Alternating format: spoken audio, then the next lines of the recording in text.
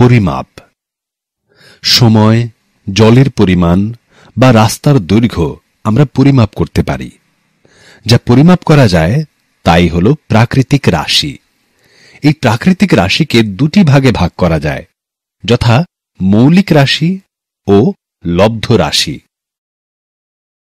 প্রাথমিক রাশি বা মৌলিক রাশি অন্য কোনো রাশির উপর যেসব রাশি নির্ভর করে না তাকে প্রাথমিক রাশি বা মৌলিক রাশি বলে, যেমন দৈর্ঘ্য, ভর, সময়। লব্ধ রাশি যেসব রাশি একাধিক মৌলিক রাশি নিয়ে গঠিত তাদের লব্ধ রাশি বলে, যেমন আয়তন, বেগ। প্রাথমিক রাশির একক হল প্রাথমিক একক এবং লব্ধ রাশির একক হল লব্ধ একক। একক কোন রাশিকে পরিমাপ করতে গেলে সেই রাশিরই একটা সুবিধাজনক অংশ নিয়ে পরিমাপ করতে হয়। সেই সুবিধাজনক অংশটিকে ওই রাশির একক বলে। আন্তর্জাতিক প্রমাণ বা স্ট্যান্ডার্ড ইউনিট। কোন রাশি পরিমাপ করতে ওই রাশির যে সুবিধাজনক অংশকে নেওয়া হয় তাকে আন্তর্জাতিক প্রমাণ বা স্ট্যান্ডার্ড ইউনিট বলে। এসআই পদ্ধতিতে 7টি প্রাথমিক একক আছে। প্রমাণ মিটার বা 1 মিটার। 1889 সালে ফ্রান্সের প্যারিস শহরে international bureau of weights and measures নামক সংস্থায় 0 ডিগ্রি সেন্টিগ্রেড তাপমাত্রায় রাখা প্লাটিনাম 90% ও ইরিডিয়াম 10% সংকর ধাতুর তৈরি একটি দণ্ডের দু প্রান্তের দুটি নির্দিষ্ট দাগের মাঝের দূরত্বকে সারা বিশ্বে প্রমাণ মিটার বা 1 মিটার ধরা হয়। সাধারণ তুলা যন্ত্র। ভর মাপার জন্য যে যন্ত্রের ব্যবহার করা হয় তাকে সাধারণ তুলা যন্ত্র বলে। ক্ষেত্রফল কোনো জিনিসকে কোনো একটি জায়গায় রাখলে ওই জিনিসটি যে জায়গা জুড়ে থাকে তাকে ওই জিনিসটির ক্ষেত্রফল বলে। ব্যাস একটি বৃত্তের একদম মাঝ বরাবর যে দাগটি চলে গেছে সেটি হল ওই বৃত্তের ব্যাস।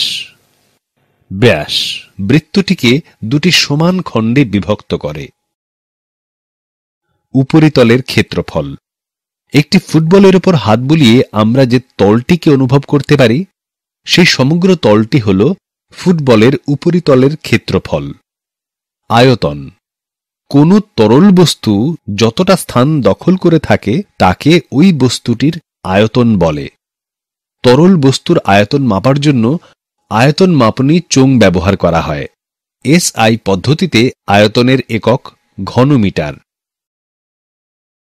সময় কল খুলে একটি বালতি রেখে দেওয়া হল। 5 মিনিট পর দেখা গেল বালতিটি জলে ভরে গেছে। খালি বালতি এবং বালতিটি ভর্তি হয়ে যাওয়া এই দুটি ঘটনার মাঝের ব্যবধানকেই আমরা সময় বলি। এখানে খালি বালতি ভর্তি হতে 5 মিনিট সময় লাগল। এক সৌরদিন দিনের বেলায় সূর্যের আলো একটি নির্দিষ্ট জায়গায় পড়ার পর পরদিন ওই নির্দিষ্ট জায়গায় সূর্যের আলো আসতে যে সময় লাগে তাকে এক সৌরদিন বলে।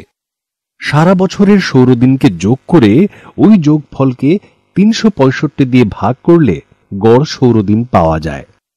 আর এই গড় সৌরদিনকে 24 দিয়ে ভাগ করলে 1 ঘন্টা পাওয়া যায়। বিভিন্ন পরিমাপের বিভিন্ন যন্ত্র।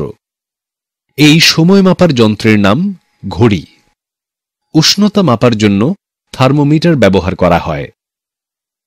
উদ্ভিদ ও প্রাণীর বৃদ্ধির পরিমাপ করা যায় তার দেহের ওজন, দৈর্ঘ্য দিয়ে। উদ্ভিদের বৃদ্ধি পরিমাপ করতে অক্সানোমিটার যন্ত্র ব্যবহার করা হয়। প্রাণীর বৃদ্ধির পরিমাপ করতে সেন্টিমিটার স্কেল ব্যবহার করা হয়।